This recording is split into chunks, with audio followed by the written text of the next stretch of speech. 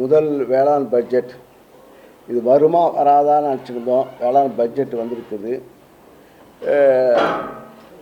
அறிவிப்புகள் பல வரும் என்று விவசாயிகளும் ஆர்வத்துடன் எதிர்பார்த்து கொண்டிருக்கிறார். தமிழ்நாட்டில் உள்ள விவசாயிகள் ஆர்வத்துடன் எதிர்பார்த்து கொண்டிருந்தார்கள். அதை நாங்கள் எங்கள் புத்தகத்தை படிக்கிற மாதிரி எங்களுக்கு நாங்கள் சட்டமன்றத்தில் உட்காந்துருக்கும்போது, ஏன்னா கடந்த 6 முறை இந்த அறிக்கை மீது நான் பட்ஜெட்டில் பேசியிருக்கேன்.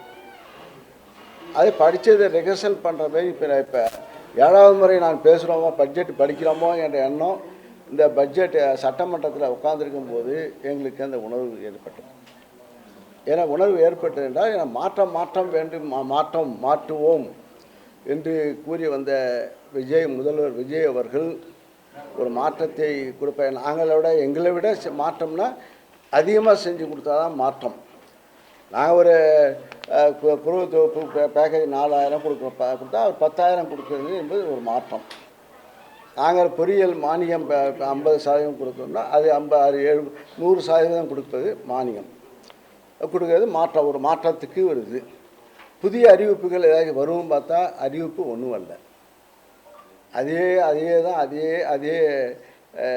நிலைதான் இருக்கிறது. பயிர்கடன் தள்ளுபடி என்று சொன்னார்கள்.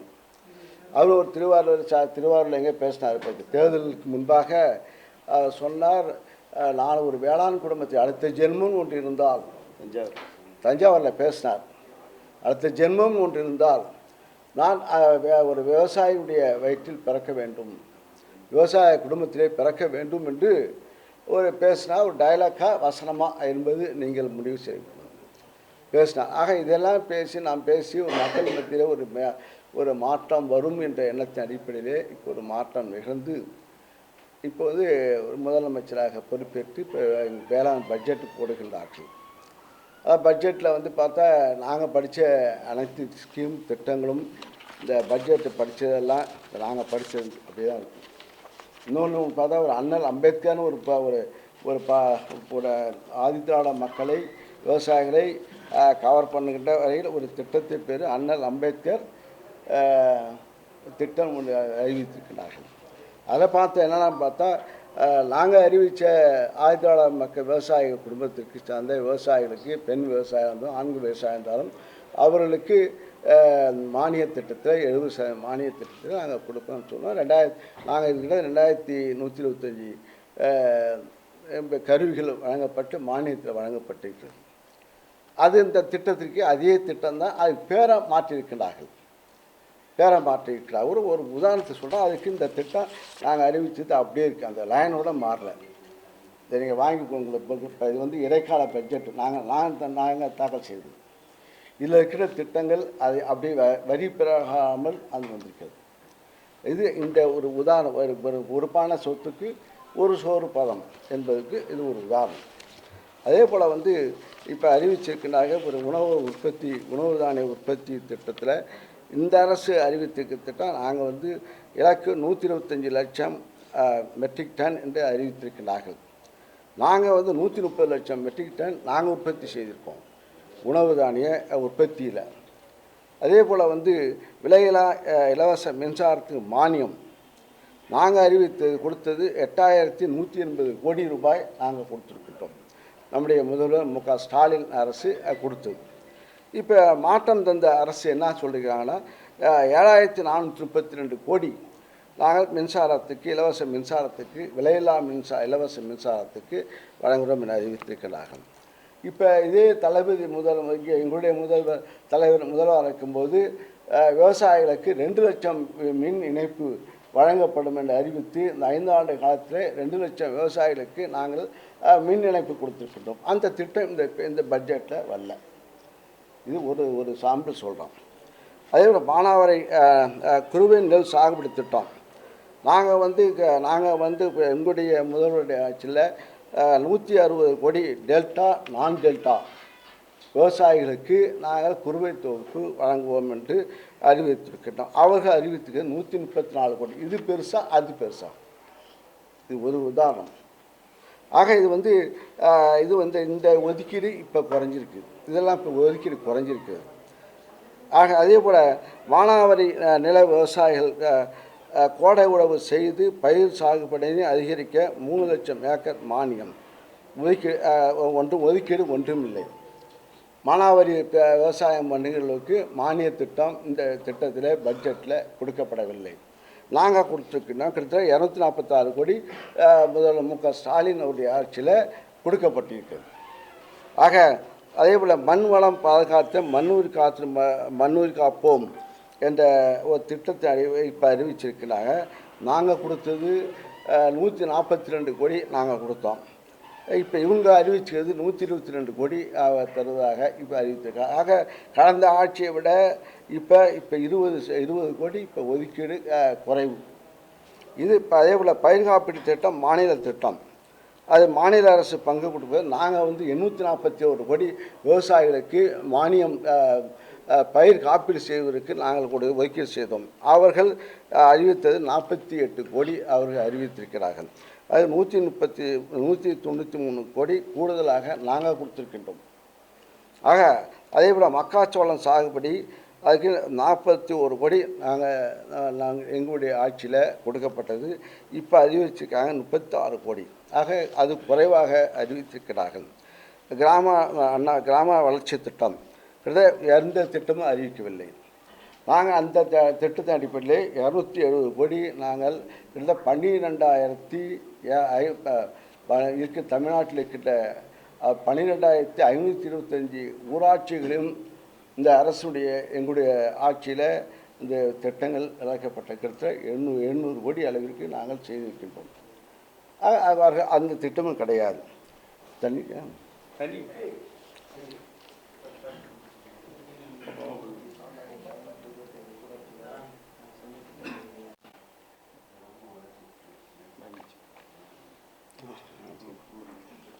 விதைகள் கொள்முதல் திட்டத்தில் எங்களுடைய அரசில் 18,000 மெட்ரிக் டன் கொள்முதல் செய்ய வேண்டும் என்று அறிவித்து இருக்கிறார். இவங்களுக்கு உற்பத்தி செய்வதற்கு 7,700 மெட்ரிக் டன் என்று குறியீடு செய்யப்பட்டது.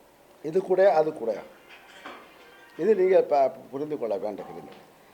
அதே போல் இந்த அரசு பொறுத்தவரையும் எது மாற்றம் என்று சொல்லி ஏமாற்றத்தை இந்த பட்ஜெட் கொடுத்திருக்கிறது. வேளாணுக்கு இங்கே இருக்கின்ற சட்டமன்ற உறுப்பினர்கள்லாம் விவசாயிகள், விவசாயம் சார்ந்து இருக்கின்றவர்கள், டெல்டா மாவட்டத்தை சார்ந்தவர்கள் இங்கே இருக்கின்ற சட்டமன்ற உறுப்பினர்கள்லாம். ஆக அதே போல் அந்த வேளாண் இயந்திரம் நாங்கள் எங்களுடைய 5 ஆண்டு கால நம்முடைய தலைவர் மு.க. ஸ்டாலின் அவருடைய ஆட்சியில் 5 ஆண்டுகளுக்கு 77,000 விவசாயிகளுக்கு நாங்கள் மிஷினரி, அதாவது இலவசமாக மானியமாக 50% மானியத்துடன் நாங்கள் கருவிகள் வழங்கி கொடுத்திருக்கின்றோம். அந்த அறிவிப்பு இப்போ அறிவிக்கின்ற பட்ஜெட்டில் மிக குறைவாக அறிவிக்கப்பட்டிருக்கிறது. ஆக இது போன்ற ஒவ்வொரு கிட்டத்தட்ட இப்போ இந்த இருக்கின்ற அதே போல் நாங்கள் மரபுசார் நம்மாழ்வார் சார்பிலே நாங்கள் அவருடைய பேரில் அதிகமான விளைச்சல் தருகின்ற விவசாயிகளுக்கு நாங்கள் பெயர் கொடுக்கின்றோம். அதே போல் அதுக்கு அவர்கள் அந்த திட்டத்தில் பிரித்து வெற்றி திட்டம் அறிவித்திருக்கிறார்கள். ஆக வெற்றி இன்னும் சொல்லலாம் லேபிள் ஸ்டிக்கர் மாற்றிய ஆட்சியாக தான் இந்த ஆட்சி இருக்கிறது.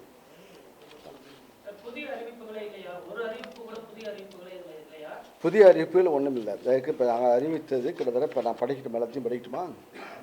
நாங்கள் எங்களுடைய அரசியல் இப்போ அறிவித்தது எவ்வளோ அறிவிச்சிருக்கின்றோம். அவர்களை பறித்து இப்போ பக்கங்கள் அதிகம், விஷயங்கள் கம்மி. இப்போ விவசாயிகள் இப்போ டெல்டா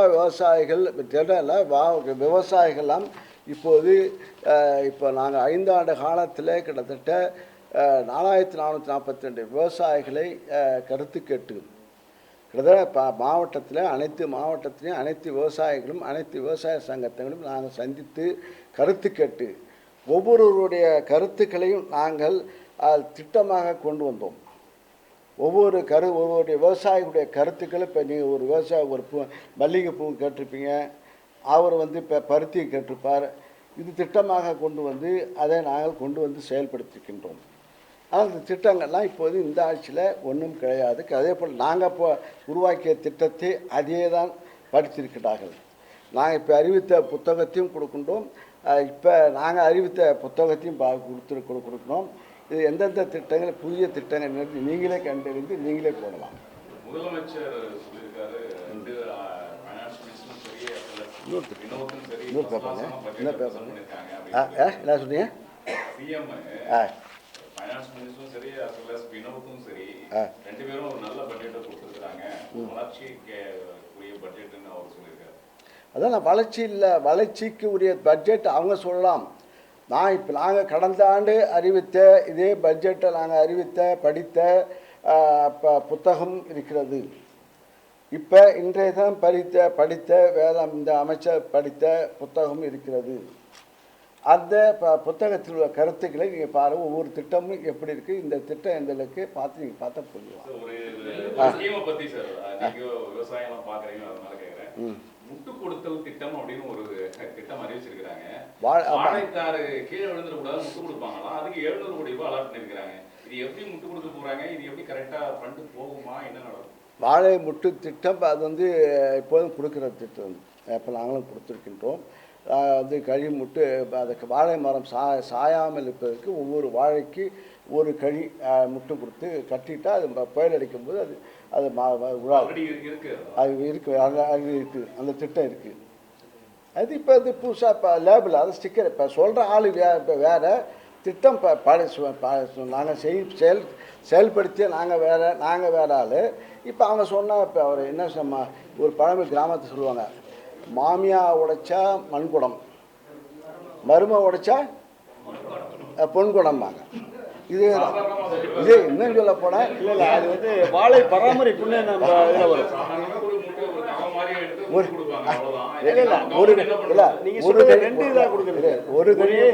கழியும் கொடுக்கலாம், 2 கழியும் கொடுக்கலாம். ஒரு கழி கொடுத்தா என்ன செய்யாங்க, மரம் ஆட அது ஆடிட்டு அது சாயம். ஆமாம், அது சவுக்க கழி முட்டா கொடுக்கலாம். சவுக்க கழி முட்டு கொடுப்பாங்க. இப்போ பிளாஸ்டிக்காக கொடுக்கணும்னு சொல்லி பிளாஸ்டிக் இப்போ கொடுக்காதுன்னு சொல்ல இல்லை. இவங்க என்ன அறிவிச்சிருக்காங்க தவிர முட்டு கொடுக்குற திட்டம் அறிவிச்சிருக்காங்க. எப்படி செய்கிறாங்கன்னு தெரியாது.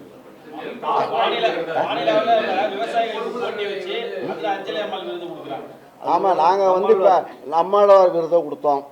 சிறந்த விவசாயிகளுக்கு ஒரு ஏக்கரில் இல்லை 1/2 ஏக்கரை பயிர் அதிக விளைச்சல் தருகின்ற விவசாயத்துக்கு அது நாங்கள் கணக்குப்படி இப்போ அங்கே அந்தந்த மாவட்ட அளவில் மாவட்டத்தில் இப்போ அங்கே தேர்வு செய்து அது பேப்பரில் விளம்பரம் செய்து அதுக்கு விண்ணப்பித்து அதுக்கு போட்டி வைத்து அங்கே உள்ள அதிகாரிகளால் அந்த கணக்கீடு செய்யப்பட்டு நெல் எவ்வளவு உற்பத்தி ஆகிருக்கு என்பது அதில் அதிகமாக வருகின்றவர்களுக்கு மாநில அரசு பரிசு, மாவட்ட அளவில் பரிசு கொடுக்கிற திட்டம். அது நம்மாழ்வார் பரிசு திட்டம் கொடுத்துருக்கோம். அது செம்ம சுவாமிநாதன் பரிசு கொடுத்துருக்கோம். இது போன்ற திட்டங்களை இப்போ லேபிள் ஸ்டிக்கர், அதாவது ரீல் இப்போ மாடல் தருவோம் என்று சொன்னாங்க. இப்போ இப்போ நீங்கள் தான் சொல்லணும். லேபிள்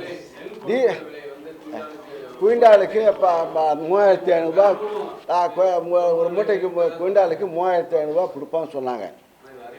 இப்போ அறிவிப்பு வரும் பார்த்தா அறிவிப்பு வரல.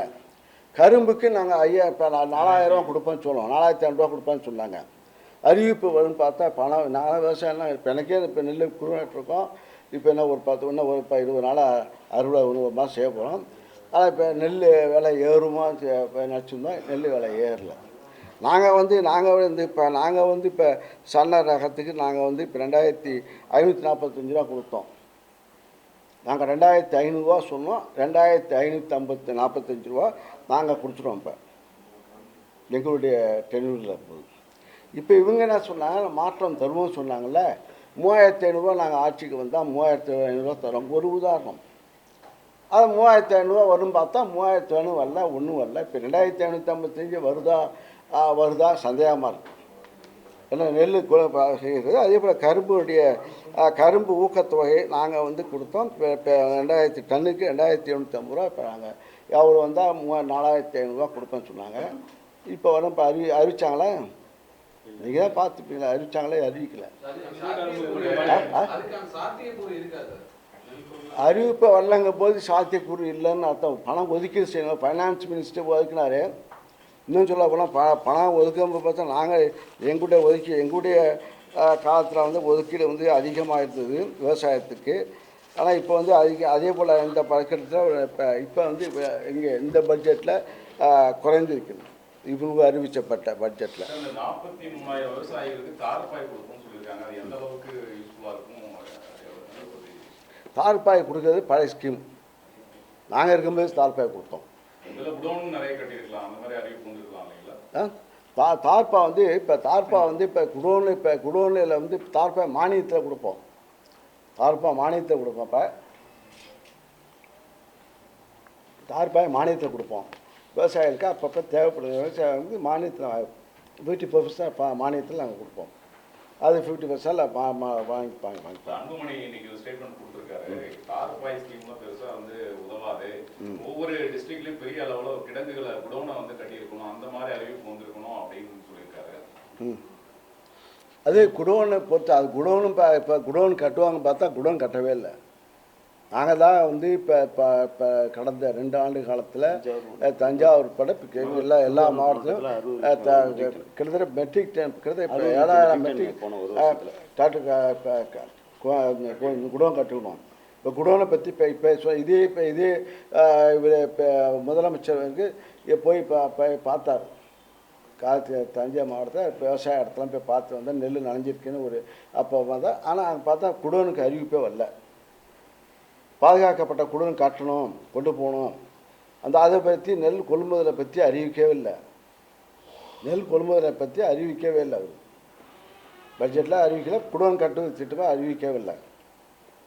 விவசாயிகளுக்கு ஒரு பெரிய ஏமாற்றம் சொல்றீங்க. திமுக சார்பில் டெல்டா மாவட்டங்களில் வந்து விவசாயிகளோட இணைந்து போராட்டம் இப்போ நாங்கள் தான் இப்போ இவ்வளோ செஞ்சோம் எங்களை ஒதுக்கோடு பண்ணல. ஆனால் டெல்டாவில் எங்களுக்குலாம் எல்லா விவசாயிகள்லாம் இன்னும் ஆதரவு சேர்ந்தாங்க. இப்போ கூட வந்து சம்பந்தமாக காவேரி டெல்டா தண்ணி சம்பந்தமாக கர்நாடகத்துக்கு சென்று முதலமைச்சரை சந்திக்க போகிறேன்னு சொன்னார். என்ன எதுக்காக சொன்னாருன்னு தெரியல. கடைசியாக அந்த முதலமைச்சர் வரவேணான்னு சொல்லிவிட்டார். இப்போ அந்த தண்ணீர் பற்றி அதுக்கு ஆணையம் வந்து ஆணையம் உத்தரவிட்டது, அவங்க செயல்படுத்தலை. இப்போ தண்ணி வருதுன்னா அவங்க வீணாக போகின்ற தண்ணி அவர்களுக்கு அதிக தண்ணி வருகிறது. அந்த கணக்கீடு விட்டு தண்ணி வரவில்லை, கொடுக்க மனவில்லை. கேட்கறதுக்கு நான் ஒரு ஆக்டிங் ட்ராமா. நான் போகிறேன்னு சொல்கிறது, நான் கேட்குறேன், நான் போகிறேன். அதை பற்றி ஒரு செய்தி.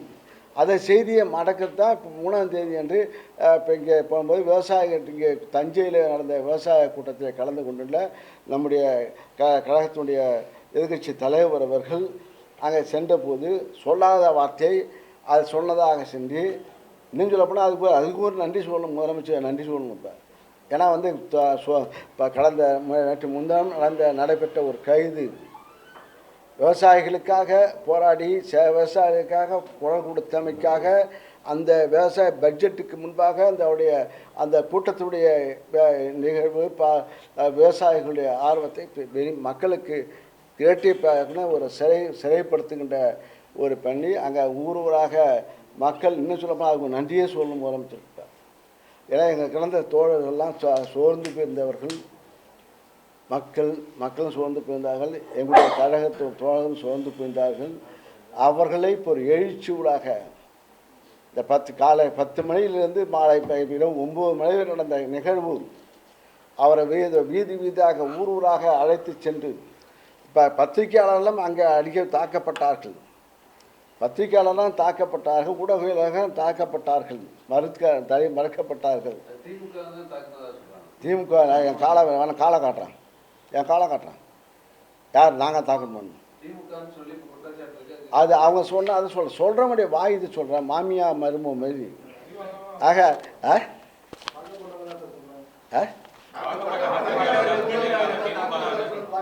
போலீஸ் தான் வந்து இப்போ இன்னும் சொல்ல போனால் கைது செய்து கொண்டு போகும்போது டாகூர் மெடிக்கல் காலேஜ் மருத்துவக் கல்லூரி அது கேளம்பாக்கம் வழியாக செல்லும்போது இப்போ ஊடகத்தில் அந்த அளவுக்கு பாராட்டும் ஊடகம் அவர் பின்னாலேயே அந்த பிரஸ் வாகனத்திலே அவர்கள் பயணம் செய்து உயிருக்கும் அஞ்சாமல் அந்த தொலைக்காட்சி அந்த ஊடகங்களை வேனில் காரில் ஏறிட்டு வந்து அவர்கள் லைவ் செய்தார்கள்.